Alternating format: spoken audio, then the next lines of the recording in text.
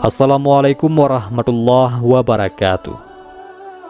Kisah pendeta Yahudi dan Ali bin Abu Thalib ini termaktub dalam kitab Fadailul Khamsah Minasihah Sitah, mengutip dari kitab Qisasul Anbiya. Dengan panjang lebar, kitab Qisasul Anbiya meriwayatkan sebagai berikut. Dikala Sayyidina Umar bin Khattab memangku jabatan sebagai Amirul Mukminin, pernah datang kepadanya 3 orang pendeta Yahudi. "Hai Khalifah Umar, Anda adalah pemegang kekuasaan sesudah Muhammad dan sahabatnya, yakni Abu Bakar," ujar mereka kepada Khalifah Umar bin Khattab. "Ya, apa tujuan kalian datang kepada kami?" tanya Khalifah Umar bin Khattab. "Kami hendak menanyakan beberapa masalah penting kepada Anda. Jika Anda dapat memberi jawaban kepada kami, barulah kami mau mengerti bahwa Islam merupakan agama yang benar dan Muhammad benar-benar seorang nabi. Dan sebaliknya, jika Anda tidak dapat memberi jawaban, berarti bahwa agama Islam itu batil dan Muhammad bukan seorang nabi. Silahkan bertanya tentang apa saja yang kalian inginkan," sahut Khalifah Umar. Pendeta-pendeta itu pun memulai pertanyaan-pertanyaannya. "Jelaskan kepada kami tentang induk kunci ataupun gembok yang mengancing langit. Apakah itu? Terangkan kepada kami tentang adanya sebuah kuburan yang berjalan bersama penghuninya. Apakah itu? Tunjukkan kepada kami tentang suatu makhluk yang dapat memberi peringatan kepada bangsanya, tetapi ia bukan manusia dan bukan jin. Terangkan kepada kami tentang 5 jenis makhluk yang dapat berjalan di permukaan bumi, tetapi makhluk-makhluk itu tidak dilahirkan dari kandungan ibu atau induknya. Beritahukan kepada kami apa yang dikatakan oleh burung puyuh di saat ia sedang berkicau. Apakah yang dikatakan oleh ayam jantan dikala ia sedang berkokok? Apakah yang dikatakan oleh kuda di saat ia sedang meringki? Dan apakah yang dikatakan oleh katak di waktu ia sedang bersuara? Apakah yang dikatakan oleh keledai di saat ia sedang meringki? Apakah yang dikatakan oleh burung pipit pada waktu ia sedang berkicau?" Khalifah Umar menundukkan kepala untuk berpikir sejenak, kemudian berkata, "Bagi Umar, jika ia menjawab tidak tahu atas pertanyaan-pertanyaan yang memang tidak diketahui jawabannya, itu bukan suatu hal yang memalukan." Mendengar jawaban Khalifah Umar seperti itu, pendeta-pendeta Yahudi yang bertanya berdiri melonjak-lonjak kegirangan sambil berkata, "Sekarang kami bersaksi bahwa Muhammad memang bukan seorang nabi dan agama Islam itu adalah batil." Salman Al-Farisi yang saat itu hadir segera bangkit dan berkata kepada pendeta-pendeta Yahudi itu, "Kalian tunggu sebentar." Ia cepat-cepat pergi ke rumah Ali bin Abi Thalib. Setelah bertemu, Salman berkata, "Ya Abul Hasan, selamatkanlah agama Islam." Ali bin Abu Thalib bingung, lalu bertanya, "Mengapa?" Salman kemudian menceritakan apa yang sedang dihadapi oleh Khalifah Umar bin Khattab. Sayyidina Ali segera saja berangkat menuju ke rumah Khalifah Umar, berjalan lenggang memakai burdah, yakni selembar kain penutup punggung atau leher peninggalan Rasulullah Shallallahu Alaihi Wasallam. Ketika Khalifah Umar melihat Ali bin Abi Thalib datang, beliau bangun dari tempat duduk lalu buru-buru memeluknya sambil berkata, "Ya Abul Hasan, tiap ada kesulitan besar engkau selalu kupanggil." Setelah berhadap-hadapan dengan para pendeta yang sedang menunggu-nunggu jawaban itu, Ali bin Abi Thalib berkata, "Silahkan kalian bertanya tentang apa saja yang kalian inginkan. Rasulullah Shallallahu Alaihi Wasallam sudah mengajarku 1000 macam ilmu, dan tiap jenis dari ilmu-ilmu itu mempunyai 1000 macam cabang ilmu." Pendeta-pendeta Yahudi itu lalu mengulangi pertanyaan-pertanyaan mereka. Sebelum menjawab, Ali bin Abi Thalib berkata, "Aku ingin mengajukan suatu syarat kepada kalian, yaitu jika ternyata aku nanti sudah menjawab pertanyaan-pertanyaan kalian sesuai dengan yang ada di dalam Taurat, kalian supaya bersedia memeluk agama kami dan beriman." "Ya, baik," jawab mereka. "Sekarang tanyakanlah satu demi satu," kata Ali bin Abi Thalib. Mereka mulai bertanya, "Apakah induk kunci atau gembok yang mengancing pintu-pintu langit?" "Induk kunci itu," jawab Ali bin Abi Thalib, ialah syirik kepada Allah. Sebab semua hamba Allah, baik pria maupun wanita, jika ia bersyirik kepada Allah, amalnya tidak akan dapat naik sampai ke hadirat Allah. Para pendeta Yahudi itu bertanya lagi, anak kunci apakah yang dapat membuka pintu-pintu langit? Ali bin Abi Thalib menjawab, anak kunci itu ialah kesaksian, yakni bersyahadat bahwa tiada Tuhan selain Allah dan Muhammad adalah Rasul Allah. Para pendeta Yahudi itu saling pandang di antara mereka sambil berkata, orang itu benar juga. Mereka bertanya lebih lanjut, terangkanlah kepada kami tentang adanya sebuah kuburan yang dapat berjalan bersama penghuninya. Kuburan itu ialah ikan hiu yang menelan Nabi Yunus putra Mata, jawab Ali bin Abi Thalib. Nabi Yunus alaihissalam dibawa keliling ke 7 samudra. Pendeta-pendeta itu meneruskan pertanyaannya lagi. Jelaskan kepada kami tentang makhluk yang dapat memberi peringatan kepada bangsanya, tetapi makhluk itu bukan manusia dan bukan jin. Ali bin Abi Thalib menjawab, makhluk itu ialah semut Nabi Sulaiman putra Nabi Daud alaihissalam. Semut itu berkata kepada kaumnya, hai para semut, masuklah ke dalam tempat kediaman kalian, agar tidak diinjak-injak oleh Sulaiman dan pasukannya dalam keadaan mereka tidak sadar. Para pendeta Yahudi itu meneruskan pertanyaannya, beritahukan kepada kami tentang 5 jenis makhluk yang berjalan di atas permukaan bumi. Tetapi tidak satu pun di antara makhluk-makhluk itu yang dilahirkan dari kandungan ibunya atau induknya. Ali bin Abi Thalib menjawab, 5 makhluk itu ialah, pertama Adam, kedua Hawa, ketiga unta Nabi Soleh, keempat domba Nabi Ibrahim, dan yang kelima tongkat Nabi Musa yang menjelma menjadi seekor ular. Kemudian 2 di antara 3 orang pendeta Yahudi itu setelah mendengar jawaban-jawaban serta penjelasan yang diberikan oleh Sayyidina Ali bin Abi Thalib lalu mengatakan, kami bersaksi bahwa tiada Tuhan selain Allah dan Muhammad adalah Rasul Allah. Tetapi seorang pendeta lainnya bangun dan berdiri sambil berkata kepada Ali bin Abi Thalib, hai Ali, hati teman-temanku sudah dihinggapi oleh sesuatu yang sama seperti iman dan keyakinan mengenai benarnya agama Islam. Sekarang masih ada satu hal lagi yang ingin kutanyakan kepada Anda. Tanyakanlah apa saja yang kau inginkan, sahut Sayyidina Ali bin Abi Thalib. Coba terangkan kepadaku tentang sejumlah orang yang pada zaman dahulu sudah mati selama 309 tahun, kemudian dihidupkan kembali oleh Allah. Bagaimana hikayat tentang mereka itu? Tanya pendeta tadi. Ali bin Abi Thalib menjawab, hai pendeta Yahudi, mereka itu ialah para penghuni gua. Hikayat tentang mereka itu sudah dikisahkan oleh Allah Subhanahu wa Ta'ala kepada Rasulnya. Jika engkau mau, akan kubacakan kisah mereka itu. Pendeta Yahudi itu menyahut, aku sudah banyak mendengar tentang Quran kalian itu.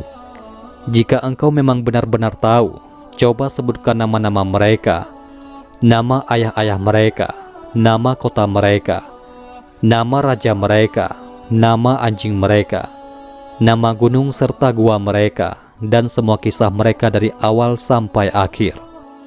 Ali bin Abi Thalib kemudian membetulkan duduknya, menekuk lutut ke depan perut. Lalu ditopangnya dengan burdah yang diikatkan ke pinggangnya. Lalu beliau berkata, hai saudara Yahudi, Muhammad Rasulullah Sallallahu Alaihi Wasallam kekasihku telah menceritakan kepadaku bahwa kisah itu terjadi di negeri Romawi, di sebuah kota bernama Efesus, atau disebut juga dengan nama Tarsus. Tetapi nama kota itu pada zaman dahulu ialah Efesus.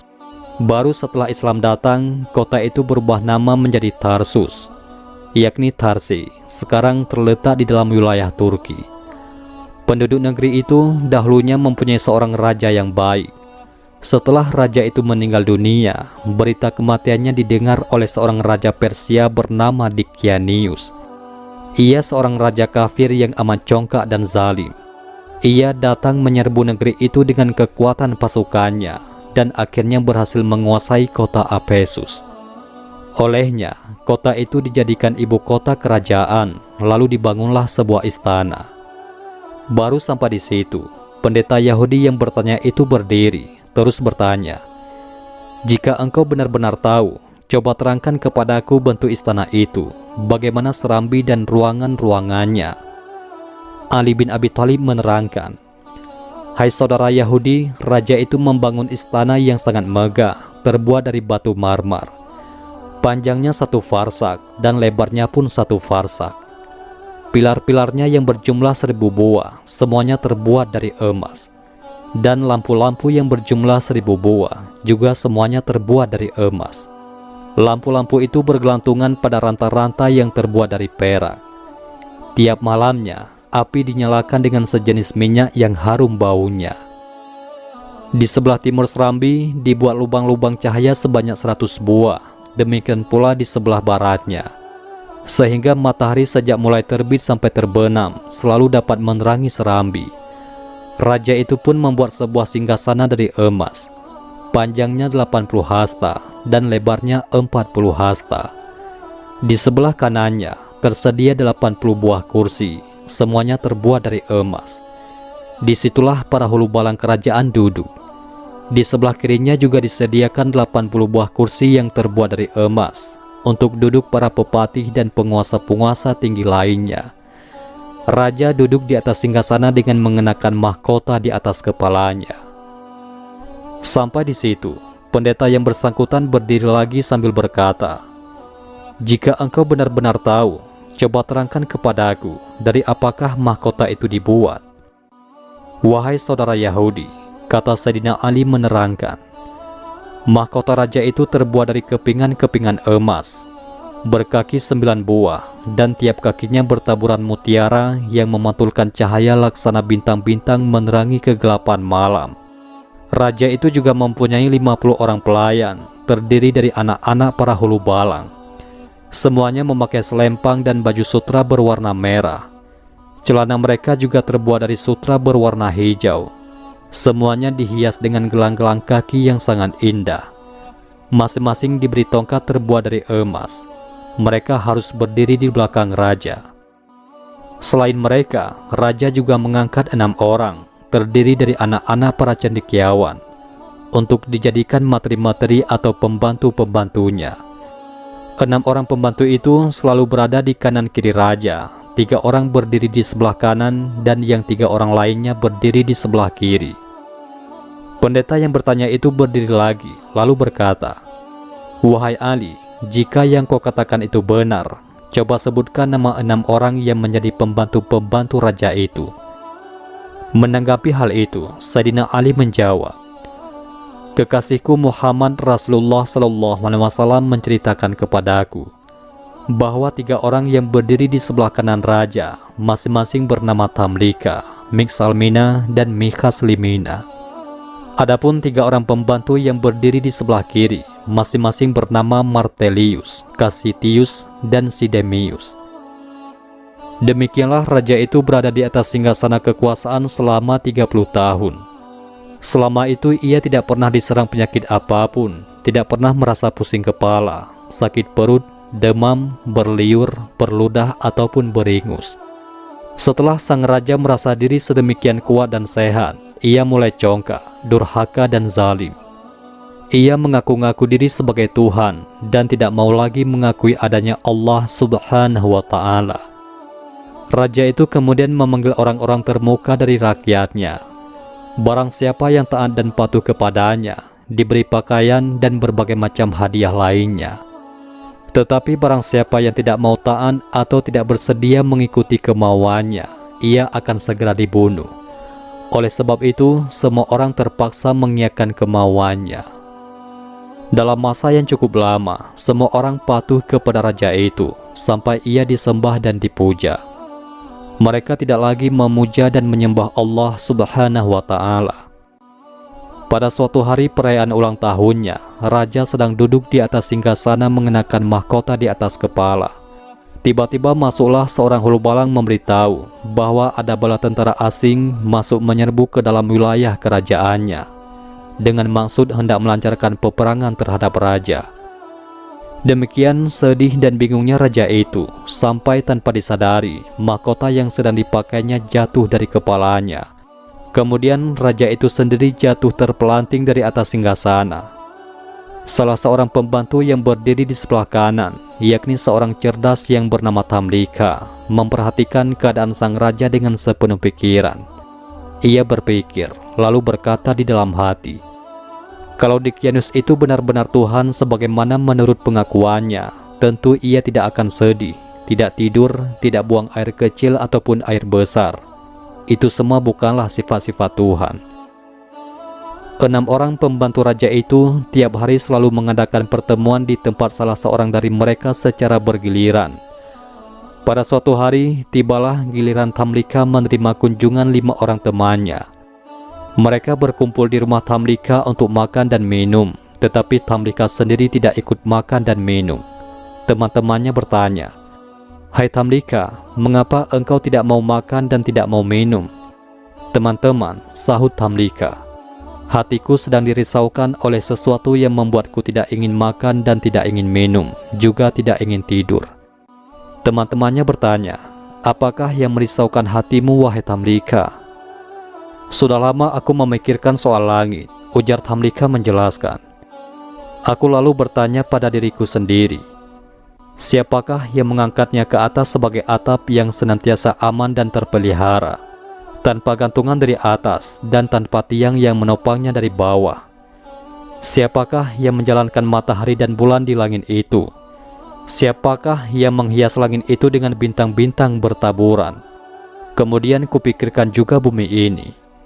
Siapakah yang membentang dan menghamparkannya di cakrawala? Siapakah yang menahannya dengan gunung-gunung raksasa agar tidak goyah, tidak goncang dan tidak miring? Aku juga lama sekali memikirkan diriku sendiri. Siapakah yang mengeluarkan aku sebagai bayi dari perut ibuku? Siapakah yang memelihara hidupku dan memberi makan kepadaku? Semuanya itu pasti ada yang membuat, dan sudah tentu bukan Dicyanus." Teman-teman Tamlika lalu bertekuk lutut di hadapannya. 2 kaki Tamlika diciumi sambil berkata, "Wahai Tamlika, dalam hati kami sekarang terasa sesuatu seperti yang ada di dalam hatimu. Oleh karena itu, baiklah engkau tunjukkan jalan keluar bagi kita semua." "Saudara-saudara," jawab Tamlika, "baik aku maupun kalian tidak menemukan akal selain harus lari meninggalkan raja yang zalim itu, pergi kepada Raja Pencipta langit dan bumi." "Kami setuju dengan pendapatmu," sahut teman-temannya. Tamlika lalu berdiri, terus beranjak pergi untuk menjual buah kurma, dan akhirnya berhasil mendapat uang sebanyak 3 dirham. Uang itu kemudian diselipkan dalam kantong baju, lalu berangkat berkendaraan kuda bersama-sama dengan 5 orang temannya. Setelah berjalan 3 mil jauhnya dari kota, Tamlika berkata kepada teman-temannya, "Saudara-saudara, kita sekarang sudah terlepas dari Raja Dunia dan dari kekuasaannya. Sekarang turunlah kalian dari kuda dan marilah kita berjalan kaki. Mudah-mudahan Allah akan memudahkan urusan kita serta memberikan jalan keluar." Mereka turun dari kudanya masing-masing, lalu berjalan kaki sejauh 7 farsak, sampai kaki mereka bengkak berdarah karena tidak biasa berjalan kaki sejauh itu. Tiba-tiba datanglah seorang pengembala menyambut mereka. Kepada pengembala itu, mereka bertanya, "Hai pengembala, apakah engkau mempunyai air minum atau susu?" "Aku mempunyai semua yang kalian inginkan," sahut pengembala itu. "Tetapi kulihat wajah kalian semuanya seperti kaum bangsawan. Aku menduga kalian itu pasti melarikan diri. Coba beritahukan kepadaku bagaimana cerita perjalanan kalian itu." "Ah, susahnya orang ini," jawab mereka. "Kami sudah memeluk suatu agama, kami tidak boleh berdusta. Apakah kami akan selamat jika kami mengatakan yang sebenarnya?" "Ya," jawab pengembala itu. Tamlika dan teman-temannya lalu menceritakan semua yang terjadi pada diri mereka. Mendengar cerita mereka, pengembala itu segera bertekuk lutut di depan mereka, dan sambil menciumi kaki mereka, ia berkata, "Dalam hatiku sekarang terasa sesuatu seperti yang ada di dalam hati kalian. Kalian berhenti sajalah dulu di sini. Aku hendak mengembalikan kambing-kambing itu kepada pemiliknya. Nanti aku akan segera kembali lagi kepada kalian." Tamlika bersama teman-temannya berhenti. Pengembala itu segera pergi untuk mengembalikan kambing-kambing gembalaannya. Tak lama kemudian, ia datang lagi berjalan kaki diikuti oleh seekor anjing miliknya. Waktu cerita Sayyidina Ali bin Abu Thalib sampai di situ, pendeta Yahudi yang bertanya melonjak berdiri lagi sambil berkata, "Hai Ali, jika engkau benar-benar tahu, coba sebutkan apakah warna anjing itu dan siapakah namanya." "Wahai saudara Yahudi," kata Ali bin Abi Thalib memberitahukan, "kekasihku Muhammad Rasulullah SAW menceritakan kepadaku bahwa anjing itu berwarna kehitam-hitaman dan bernama Khitmir.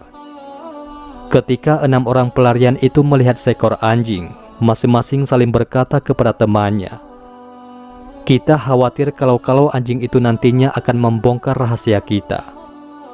Mereka minta kepada pengembala supaya anjing itu dihalau saja dengan batu. Anjing itu melihat kepada Tamlika dan teman-temannya, lalu duduk di atas 2 kaki belakang, menggeliat dan mengucapkan kata-kata dengan lancar dan jelas sekali. 'Hai orang-orang, mengapa kalian hendak mengusirku? Padahal aku ini bersaksi tiada Tuhan selain Allah. Tak ada sekutu apapun baginya. Biarlah aku menjaga kalian dari musuh, dan dengan berbuat demikian, aku mendekatkan diriku kepada Allah Subhanahu wa Ta'ala.' Anjing itu akhirnya dibiarkan saja. Mereka lalu pergi. Pengembala tadi mengajak mereka naik ke sebuah bukit, lalu bersama mereka mendekati sebuah gua. Pendeta Yahudi yang menanyakan kisah itu bangun lagi dari tempat duduknya sambil berkata, "Apakah nama gunung itu dan apakah nama gua itu?" Sayyidina Ali menjelaskan, "Gunung itu bernama Naglus dan nama gua itu ialah Wasi, atau disebut juga dengan nama Keram." Ali bin Abi Thalib meneruskan ceritanya. "Secara tiba-tiba, di depan gua itu tumbuh pepohonan berbuah dan memancur mata air deras sekali. Mereka makan buah-buahan dan minum air yang tersedia di tempat itu. Setelah tiba waktu malam, mereka masuk berlindung di dalam gua. Sedang anjing yang sejak tadi mengikuti mereka, berjaga-jaga, duduk sambil menjulurkan 2 kaki depan untuk menghalang-halangi pintu gua. Kemudian Allah Subhanahu wa Ta'ala memerintahkan malaikat maut supaya mencabut nyawa mereka. Kepada masing-masing orang dari mereka, Allah Subhanahu wa Ta'ala mewakilkan 2 malaikat untuk membalik-balik tubuh mereka dari kanan ke kiri. Allah lalu memerintahkan matahari supaya pada saat terbit condong memancarkan sinarnya ke dalam gua dari arah kanan, dan pada saat hampir terbenam supaya sinarnya mulai meninggalkan mereka dari arah kiri. Suatu ketika, waktu Raja Dicanius baru saja selesai berpesta, ia bertanya tentang 6 orang pembantunya. Ia mendapat jawaban bahwa mereka itu melarikan diri. Raja Dicanius sangat gusar. Bersama 80.000 pasukan berkuda, ia cepat-cepat berangkat menyelusuri jejak 6 orang pembantu yang melarikan diri. Ia naik ke atas bukit, kemudian mendekati gua. Ia melihat 6 orang pembantunya yang melarikan diri itu sedang tidur berbaring di dalam gua. Ia tidak ragu-ragu dan memastikan bahwa 6 orang itu benar-benar sedang tidur. Kepada para pengikutnya, ia berkata, "Kalau aku hendak menghukum mereka, tidak akan kujatuhkan hukuman yang lebih berat dari perbuatan mereka yang telah menyiksa diri mereka sendiri di dalam gua. Panggillah tukang-tukang batu supaya mereka segera datang kemari." Setelah tukang-tukang batu itu tiba, mereka diperintahkan menutup rapat pintu gua dengan batu-batu dan jis, yakni bahan semacam semen. Selesai dikerjakan, Raja berkata kepada para pengikutnya, "Katakanlah kepada mereka yang ada di dalam gua, kalau benar-benar mereka itu tidak berdusta, supaya minta tolong kepada Tuhan mereka yang ada di langit, agar mereka dikeluarkan dari tempat itu." Dalam gua tertutup rapat itu, mereka tinggal selama 309 tahun. Setelah masa yang amat panjang itu lampau, Allah Subhanahu wa Ta'ala mengembalikan lagi nyawa mereka. Pada saat matahari sudah mulai memancarkan sinar, mereka merasa seakan-akan baru bangun dari tidurnya masing-masing. Yang seorang berkata kepada yang lainnya, "Malam tadi kami lupa beribadah kepada Allah, mari kita pergi ke mata air." Setelah mereka berada di luar gua, tiba-tiba mereka lihat mata air itu sudah mengering kembali dan pepohonan yang ada pun sudah menjadi kering semuanya. Allah Subhanahu wa Ta'ala membuat mereka mulai merasa lapar. Mereka saling bertanya, siapakah di antara kita ini yang sanggup dan bersedia berangkat ke kota membawa uang untuk bisa mendapatkan makanan? Tetapi yang akan pergi ke kota nanti supaya hati-hati, jangan sampai membeli makanan yang dimasak dengan lemak babi. Tamlika kemudian berkata, hai saudara-saudara, aku sajalah yang berangkat untuk mendapatkan makanan. Tetapi, hai pengembala, berikanlah bajumu kepadaku dan ambillah bajuku ini. Setelah Tamlika memakai baju pengembala, ia berangkat menuju ke kota. Sepanjang jalan ia melewati tempat-tempat yang sama sekali belum pernah dikenalnya. Setibanya dekat pintu gerbang kota, ia melihat bendera hijau berkibar di angkasa bertuliskan, tiada Tuhan selain Allah dan Isa adalah utusan Allah. Tamlika berhenti sejenak memandang bendera itu sambil mengusap-usap matanya, lalu berkata seorang diri, kusangka aku ini masih tidur. Setelah agak lama memandang dan mengamati bendera, ia meneruskan perjalanan memasuki kota. Dilihatnya banyak orang sedang membaca Injil. Ia berpapasan dengan orang-orang yang belum pernah ia kenal. Setibanya di sebuah pasar, ia bertanya kepada seorang penjajah roti, hai tukang roti, apakah nama kota kalian ini? Apesus, sahut penjual roti.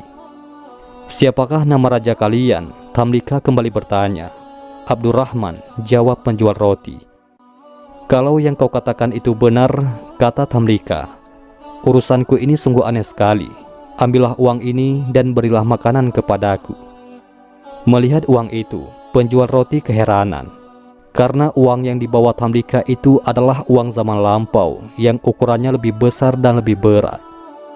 Pendeta Yahudi yang bertanya itu kemudian berdiri lagi, lalu berkata kepada Ali bin Abi Thalib, hai Ali, kalau benar-benar engkau mengetahui, coba terangkan kepadaku, berapa nilai uang lama itu dibandingkan dengan uang baru?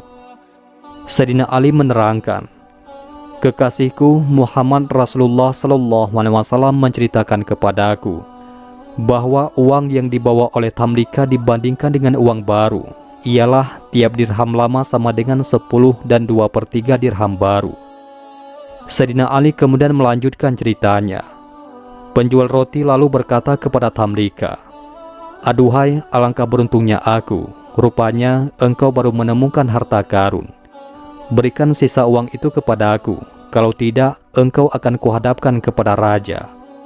Aku tidak menemukan harta karun, sangkal Tamlika. Uang ini kudapat 3 hari yang lalu dari hasil penjualan buah kurma seharga 3 dirham. Aku kemudian meninggalkan kota karena orang-orang semuanya menyembah Dikyanius. Penjual roti itu marah, lalu berkata, apakah setelah engkau menemukan harta karun masih juga tidak rela menyerahkan sisa uangmu itu kepada aku? Lagi pula, engkau telah menyebut-nyebut seorang raja durhaka yang mengaku diri sebagai Tuhan. Padahal, raja itu sudah mati lebih dari 300 tahun yang silam. Apakah dengan begitu, engkau hendak memperolok-olok aku? Tamlika lalu ditangkap, kemudian dibawa pergi menghadap raja. Raja yang baru ini adalah seorang raja yang dapat berpikir dan bersikap adil. Raja bertanya kepada orang-orang yang membawa Tamlika, bagaimana cerita orang ini? Dia menemukan harta karun, jawab orang-orang yang membawanya. Kepada Tamlika, raja berkata, engkau tak perlu takut. Nabi Isa alaihissalam memerintahkan supaya kami hanya memungut 1/5 saja dari harta karun itu. Serahkanlah yang 1/5 itu kepadaku, dan selanjutnya engkau akan selamat. Tamlika menjawab, baginda, aku sama sekali tidak menemukan harta karun. Aku adalah penduduk kota ini. Raja bertanya sambil keheran-heranan, engkau penduduk kota ini? Ya, benar, sahut Tamlika. Adakah orang yang kau kenal? Tanya sang raja. Ya, ada, jawab Tamlika. Coba sebutkan siapa namanya, perintah sang raja. Tamlika menyebut nama-nama kurang lebih 1000 orang, tetapi tak ada satu nama pun yang dikenal oleh raja atau oleh orang lain yang hadir mendengarkan. Mereka berkata, ah, semua itu bukan nama orang-orang yang hidup di zaman kita sekarang. Tetapi, apakah engkau mempunyai rumah di kota ini?" "Ya, tuanku," jawab Tamlika. "Utuslah seorang menyertai aku." Raja kemudian memerintahkan beberapa orang menyertai Tamlika pergi. Oleh Tamlika, mereka diajak menuju ke sebuah rumah yang paling tinggi di kota itu. Setibanya di sana, Tamlika berkata kepada orang-orang yang mengantarkan, "Inilah rumahku." Pintu rumah itu lalu diketuk. Keluarlah seorang lelaki yang sudah sangat lanjut usia. Sepanjang alis di bawah keningnya sudah sedemikian putih dan mengkerut hampir menutupi mata karena sudah terlampau tua. Ia terperanjat ketakutan, lalu bertanya kepada orang-orang yang datang, "Kalian ada perlu apa?" Utusan raja yang menyertai Tamlika menyahut, "Orang muda ini mengaku rumah ini adalah rumahnya." Orang tua itu marah memandang kepada Tamlika. Sambil mengamat-amati, ia bertanya, "Siapa namamu?" "Aku Tamlika, anak Filistin." Orang tua itu lalu berkata, "Coba ulangi lagi." Tamlika menyebut lagi namanya. Tiba-tiba orang tua itu bertekuk lutut di depan kaki Tamlika sambil berucap, "Ini adalah datukku.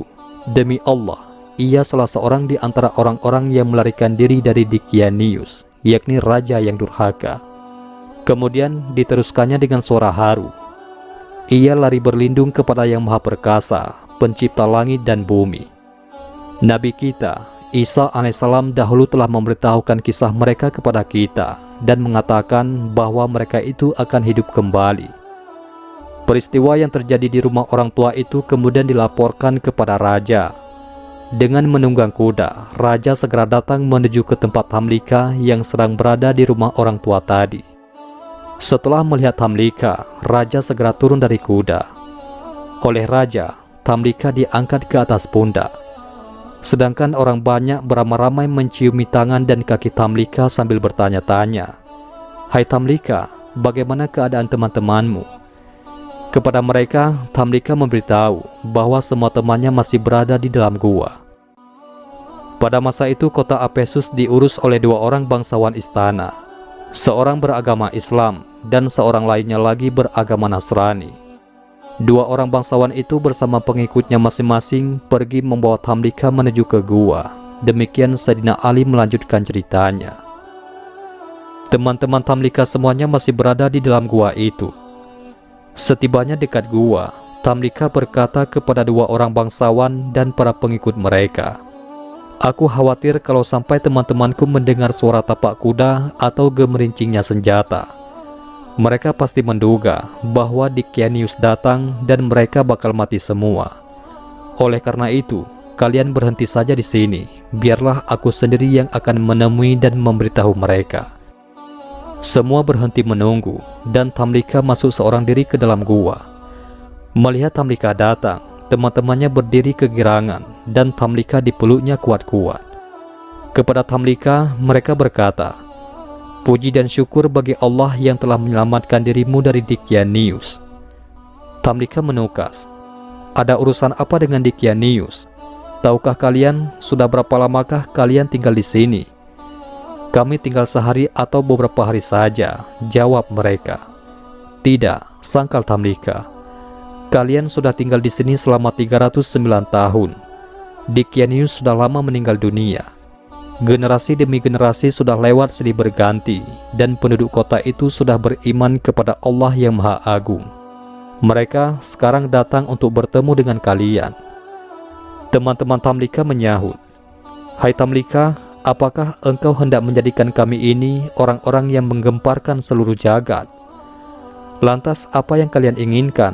Tamlika balik bertanya. "Angkatlah tanganmu ke atas dan kami pun akan berbuat seperti itu juga," jawab mereka. Mereka bertujuh semua mengangkat tangan ke atas, kemudian berdoa, "Ya Allah, dengan kebenaran yang telah Kau perlihatkan kepada kami tentang keanehan-keanehan yang kami alami sekarang ini, cabutlah kembali nyawa kami tanpa sepengetahuan orang lain." Allah Subhanahu wa Ta'ala mengabulkan permohonan mereka, lalu memerintahkan malaikat maut mencabut kembali nyawa mereka. Kemudian Allah Subhanahu wa Ta'ala melenyapkan pintu gua tanpa bekas. Dua orang bangsawan yang menunggu-nunggu segera maju mendekati gua, berputar-putar selama 7 hari untuk mencari-cari pintunya, tetapi tanpa hasil. Tak dapat ditemukan lubang atau jalan masuk lainnya ke dalam gua. Perasaan itu, dua orang bangsawan tadi menjadi yakin tentang betapa hebatnya kekuasaan Allah Subhanahu wa Ta'ala. Dua orang bangsawan itu memandang semua peristiwa yang dialami oleh para penghuni gua sebagai peringatan yang diperlihatkan oleh Allah kepada mereka. Bangsawan yang beragama Islam lalu berkata, "Mereka wafat dalam keadaan memeluk agamaku. Akan kudirikan sebuah tempat ibadah di pintu gua itu." Sedang bangsawan yang beragama Nasrani berkata pula, "Mereka wafat dalam keadaan memeluk agamaku. Akan kudirikan sebuah biara di pintu gua itu." Dua orang bangsawan itu bertengkar, dan setelah melalui pertikaian senjata, akhirnya bangsawan Nasrani terkalahkan oleh bangsawan yang beragama Islam.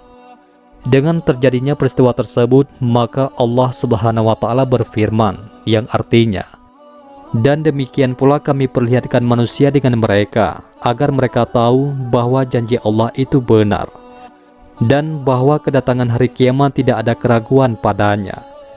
Ketika mereka berselisih tentang urusan mereka, maka mereka berkata, "Dirikanlah sebuah bangunan di atas gua mereka. Tuhan mereka lebih mengetahui tentang mereka." Orang yang berkuasa atas urusan mereka berkata, "Kami pasti akan mendirikan sebuah rumah ibadah di atasnya." Quran Surat Al-Kahfi ayat 21. Sampai di situ Sayyidina Ali bin Abi Thalib berhenti menceritakan kisah para penghuni gua. Kemudian beliau berkata kepada pendeta Yahudi yang menanyakan kisah itu, "Itulah Yahudi, apa yang terjadi dalam kisah mereka. Demi Allah, sekarang aku hendak bertanya kepadamu, apakah semua yang kuceritakan itu sesuai dengan apa yang tercantum dalam Taurat kalian?" Pendeta Yahudi itu menjawab, "Ya Abul Hasan, engkau tidak menambah dan tidak mengurangi, walau satu huruf pun. Sekarang engkau jangan menyebut diriku sebagai orang Yahudi, sebab aku telah bersaksi bahwa tiada Tuhan selain Allah dan Muhammad adalah hamba Allah serta Rasul-Nya.